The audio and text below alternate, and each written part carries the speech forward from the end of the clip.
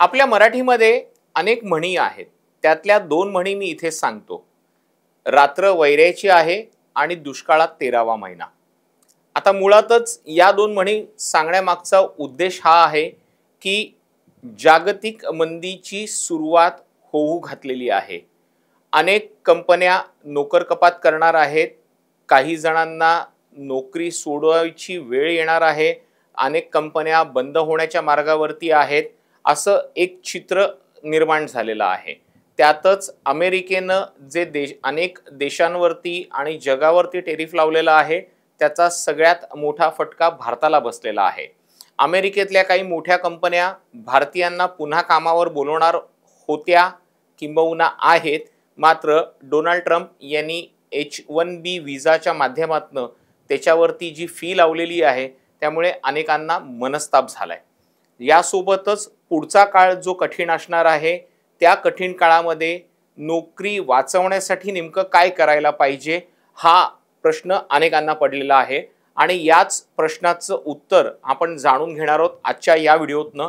कारण की हा जो पर्याय असेल तो कर्मचारी आणि नोकरदार कंपनी या दोघांसाठी फायद्याचा असणार आहे. त्यामुळे हा व्हिडिओ शेवटपर्यंत बघा. कोणते कोणते पर्याय आहेत आणि या पर्यायाचा फायदा दोघांना कसा होणार आहे जाणून घेऊयात आजच्या या व्हिडिओतनं. नमस्कार, मी तुषार शेटे. महाराष्ट्र टाइम्स ऑनलाईनच्या या माहितीपर मात्र गंभीर व्हिडिओमध्ये आपलं स्वागत आहे. आपल्या सगळ्यांना माहिती आहे की आता जागतिक मंदीची सुरुवात होऊ घातलेली आहे. अनेक मोठमोठ्या कंपन्यांनी नोकर कपात केलेली आहे.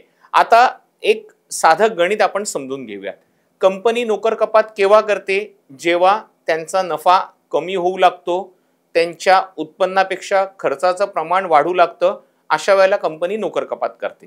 आता अनेकदा असं झालेलं आहे की त्या कंपनी म्हणजे काही कंपन्या आपलं पूर्ण एक युनिट बंद करतात आणि कर्मचाऱ्यांना दुसरीकडे ट्रान्सफर करतात किंवा त्यांना थेट कामावरनं काढून टाकतात आणि कमी माणसांमध्ये ते आपलं काम करण्याचा प्रयत्न करतात.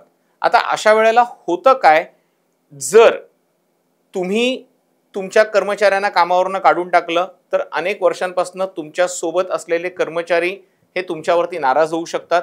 आम्ही कंपनीला आमच्या आयुष्याची इतकी वर्ष दिली, मात्र कंपनीनं आमच्यासाठी काय केलं असा प्रश्न निर्माण होऊ शकतो. जेव्हा हे आर्थिक संकट टळतं, कारण की आपल्याला माहिती आहे की आर्थिक मंदी ज्या वेळेला येते तेव्हा सुरुवातीचं 1 वर्ष आणि नंतरची काही वर्ष सोडली तर साधारण 3 ते 4 वर्षांनी, कधी कधी 5 वर्षाच्या आत या मंदीचा प्रभाव कमी होतो आणि मग कंपन्या पुन्हा एकदा मोठ्या स्वरूपात नोकर भरतीला सुरुवात करतात. मग एकदा तुम्ही तुमच्याकडचे कर्मचारी काढून टाकले आणि पुन्हा तुम्हाला 3 ते 5 वर्षांनी जर तेच कर्मचारी पाहिजे असतील किंवा त्यांच्यासारखे चांगले कर्मचारी पाहिजे असतील तर ते तुम्हाला मिळू शकणार नाहीत. आणि म्हणूनच आज हा एक महत्त्वाचा ऑप्शन आम्ही तुमच्यासमोर मांडतो आहोत. तो ऑप्शन आहे वर्क फ्रॉम होमचा. आता अनेकांना वाटेल की वर्क फ्रॉम होममध्ये फायदा हा फक्त कर्मचाऱ्यांचा होतो, कंपनीचा होत नाही. मात्र असं नाहीये. मी तुम्हाला आज असे काही मुद्दे सांगणार आहे जे कंपनीच्या सुद्धा हिताचे ठरणार आहेत आणि कर्मचाऱ्यांच्या हिताचे ठरणार आहेत. त्यामुळे कंपनी आपला जो खर्च आहे तो खर्च नक्कीच वाचवू शकते आणि त्या वाचलेल्या पैशातनं ते कर्मचाऱ्यांचा पगार देऊ शकतात. कर्मचाऱ्यांचा जो प्रवासाचा वेळ वाचणार आहे, त्यामुळे जर त्यांनी अतिरिक्त काम केलं तर त्याचा फायदा कंपनीलाच आहे. म्हणून दोन्हीकडनं वर्क फ्रॉम होम ही विन विन सिच्युएशन ठरू शकते. आता जेव्हा पूर्ण जगावरती कोविडचं संकट आलेलं होतं त्यावेळेला वर्क फ्रॉम होमची संकल्पना पुढे आलेली होती. जगांमध्ये ऑप्शनल पद्धतीनं वर्क फ्रॉम होम सुरू होतं, मात्र ते तितक्या प्रभावीपणे मांडलं जात नव्हतं किंवा वापरलं जात नव्हतं. मात्र कोविडमध्ये जेव्हा अनेकांच्या असं लक्षात आलं की वर्क फ्रॉम होम हा सर्वोत्तम पर्याय आहे, त्यानंतर कोविड संपल्यानंतर अनेक कंपन्यांनी वर्क फ्रॉम होमचा ऑप्शन द्यायला सुरुवात केली होती. काही कंपन्यांनी वर्क फ्रॉम होम बंद करून त्यांच्या कर्मचाऱ्यांना ऑफिसमध्ये बोलवायला सुरुवात केली आणि आता पुन्हा एकदा जी नवीन हायरिंग केली जाते त्याच्यामध्ये हायब्रिड हे मॉडेल आणलं जातं. आता आपण काही मुद्दे आहेत त्या मुद्द्यांवरती आपण नजर टाकूयात. सगळ्यात आधी कर्मचाऱ्यांना कसा फायदा होतो. आता साधी गोष्ट आहे. म्हणजे मुंबईसारख्या किंवा पुण्यासारख्या महानगरांमध्ये, बँगलोरसारख्या महानगरांमध्ये काम करणाऱ्या कर्मचाऱ्यांसाठी अ, प्रवास करणं हे खूपच जिकरीचं, कटकटीचं झालेलं आहे. कारण तुम्हाला कुठेही जायचं असेल, तुमचं जॉब लोकेशन कुठे असेल आणि तुम्ही जिथे राहताय, या सगळ्यामध्ये किमान 1.5 ते 2 तासाचा प्रवास हा कंपल्सरी आलेला आहे. म्हणजे कामावर जाण्यासाठी 2 तास, कामावरनं परत घरी येण्यासाठी 2 तास. त्यात तुमच्या नोकरीची वेळ 8 किंवा 9 तासांची. म्हणजेच 24 तासातले तुम्ही जर साधारण 14 तास तुम्ही बाहेर असाल आणि घराच्या बाहेर तुम्ही राहून जर कंपनीला काम करणार असाल किंवा तुमची नोकरी करण्यासाठी तुम्हाला 8 तासाच्या नोकरीसाठी तुम्हाला 14 ते 15 तास घालवावे लागत असतील आणि जर त्याच कंपनीने तुम्हाला वर्क फ्रॉम होमचा ऑप्शन दिला, तर तुम्ही घर बसल्या ते काम करू शकता आणि तुमचा जो प्रवासाचा वेळ आहे तो वाचू शकतो. आता फक्त प्रवासाचा वेळ वाचतो का? तर प्रवासाचा वेळ फक्त प्रवासाचाच वेळ वाचतो असं नाहीये. तुमचे पैसे सुद्धा वाचतायत. त्याचबरोबर तुमचा वेळ वाचतोय जो तुम्ही कुटुंबाला देऊ शकता. त्या उरलेल्या वेळामध्ये तुम्ही तुमच्या आनंदाच्या काही गोष्टी करू शकता. तुम्ही तुमच्या परिवारासाठी वेळ काढू शकता, नातेवाईकांना भेटू शकता, तुमचे छंद जोपासू शकता किंवा तुम्ही जिमला सुद्धा जाऊ शकता. म्हणजे याचा एक वैयक्तिक फायदा तुम्हाला होतोय. आता दुसरीकडे वर्क फ्रॉम होमचा फायदा कंपनीला कसा होणार आहे तो आपण बघूया. जेव्हा कुठली कंपनी एका ठिकाणी त्यांचं ऑफिस बनवते, त्यावेळेला त्यांना इन्फ्रास्ट्रक्चर उभारावं लागतं. त्याच्यासाठी काही लाखांमध्ये, काही मोठ्या कंपन्यांमध्ये कोटींमध्ये खर्च येतो. आपल्याला असं वाटतं की आपण जातोय ऑफिसमध्ये, आपण काम करतो आणि घरी येतो. मात्र तसं नसतं. तुमचं ऑफिस जितकं मोठं तितका तुमचा खर्च आणि पसारा वाढत जातो. कारण की तिथे तुम्हाला वेगवेगळ्या फॅसिलिटीज द्याव्या लागतात. तुमच्यासाठी कॅन्टीन तयार करावं लागतं. तुमच्यासाठी तिथे IT चा एक माणूस ठेवावा लागतो, इलेक्ट्रिशियन असतो, सिक्युरिटी असते, हाऊसकीपिंगची लोकं असतात. हा सगळा पसारा तुमच्याबरोबर तिथे येतो आणि ऑन ॲन ॲव्हरेजपणे असं म्हटलं जातं की मुंबईमध्ये जेव्हा कोणती कंपनी आपलं ऑफिस उघडते, तेव्हा त्या ऑफिसमध्ये कर्मचाऱ्यांसाठी बसण्यासाठी जी जागा ठेवते, या जागेमध्ये इंटरनेटचा खर्च हा फारच बेसिक आहे. त्यामुळे तो मी असा विशेष करून मांडलेला नाहीये. तर जेव्हा एवढे सगळे खर्च एकत्र येतात, तेव्हा त्या कंपनीचा हिशोब असतो की आम्ही जो एक डेस्क किंवा एक कॅबिनेट आम्ही आमच्या कर्मचाऱ्यांसाठी बनवतोय, तर त्याचा खर्च किती असेल. तर ऑन ॲन ॲव्हरेज मुंबईमध्ये अनेक ठिकाणी हा जो एका जागेचा खर्च जो आहे, तो किमान 12 ते 15 हजारांपासनं तो 20, 22, 25 हजारांपर्यंत सुद्धा जातो.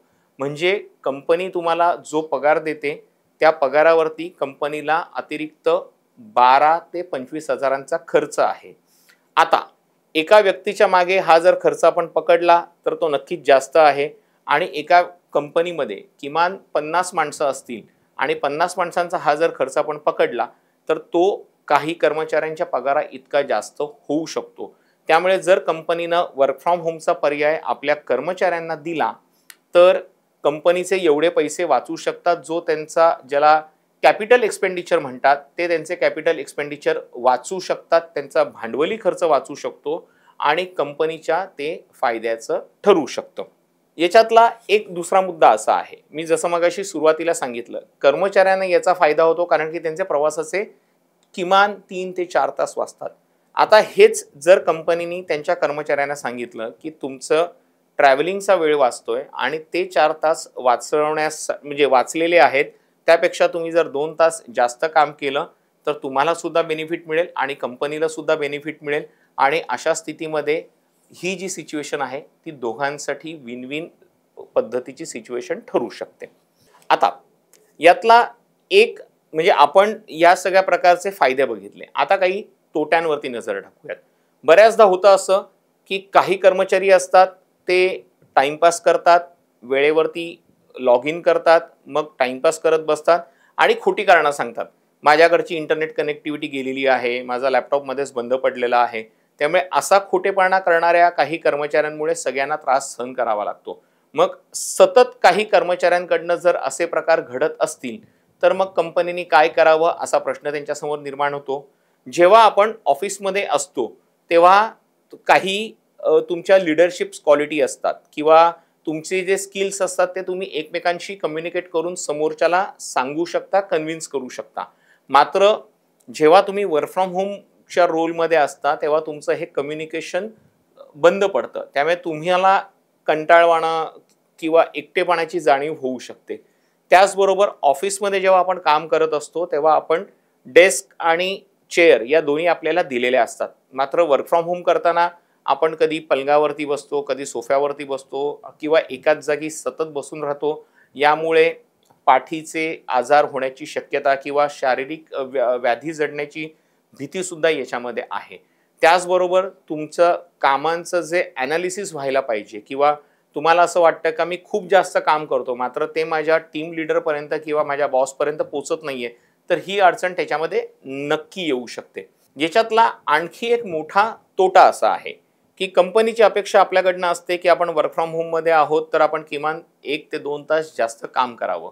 मात्र होतं काय की कधी-कधी कोणाला जमलं नाही, तर ती शिफ्ट दुसऱ्याला दिली जाते. म्हणजे त्याला सकाळपासून काम करावं लागतं, रात्रीपर्यंत त्याला तसंच काम करत बसावं लागतं. यामुळे कधी-कधी पर्सनल लाईफसुद्धा हॅम्पर होतं. मात्र हे नुकसान झालं. आता पुन्हा जर एक फायदा बघायचा झाला, तर कंपनीचा जो मोठा खर्च आहे तो टाळला जातो. आता उदाहरणार्थ कंपनीला जर कुठल्या एका मोठ्या उच्चपदस्थ अधिकाऱ्याला अब्रॉडमधनं आपल्याकडे ऑन रोल घ्यायचं आहे किंवा त्याला कंपनीमध्ये रुजू करून घ्यायचं आहे, तर त्याला त्या कामाच्या ठिकाणी आणा, परदेशातनं आणा, त्याची राहण्या-खाण्याची व्यवस्था करा, इतकं सगळं त्यांना खर्च वाढू शकतो. मात्र तेच काम जर ऑनलाईन केलं किंवा वर्क फ्रॉम होम मॉड्यूलमध्ये केलं गेलं, तर कंपनीचे खूप सारे पैसे वाचू शकतात. त्यामुळे ते कंपनीच्या हिताचं होतंय. आता या वर्क फ्रॉम होम मॉडेलमध्ये आम्ही तुम्हाला कर्मचाऱ्यांचे फायदे आणि त्यांना होणारं नुकसान हे सुद्धा सांगितलंय आणि कंपनीला होणारे फायदे आणि त्यांना होणारं नुकसान हे सुद्धा सांगितलंय. त्यामुळे ज्या कंपन्या, मोठ्या कंपन्या नोकर कपातीचा विचार करतायत, त्या कंपन्यांनी जर वर्क फ्रॉम होमचा विचार केला, तर तुमची कंपनी सस्टेन होऊ शकते. तुमच्याकडे इतक्या वर्षांपासून काम करणारी तुमची माणसं जी आहेत, ती सुद्धा टिकू शकतात आणि संकटाच्या काळात तुमचा एक मोठा खर्च वाचल्यामुळे तुम्हाला तुमच्या हाताशी काही पैसे राहतील, जे तुम्ही कर्मचाऱ्यांच्या पगारावरती खर्च करू शकता आणि ज्याचा फायदा कंपनी आणि कर्मचारी या दोघांनाही होऊ शकतो. हा व्हिडिओ तुम्हाला कसा वाटला किंवा वर्क फ्रॉम होमवरती तुमचं मत काय? आम्हाला कमेंट करून नक्की कळवा. तूर्तास इथेच थांबतोय. धन्यवाद.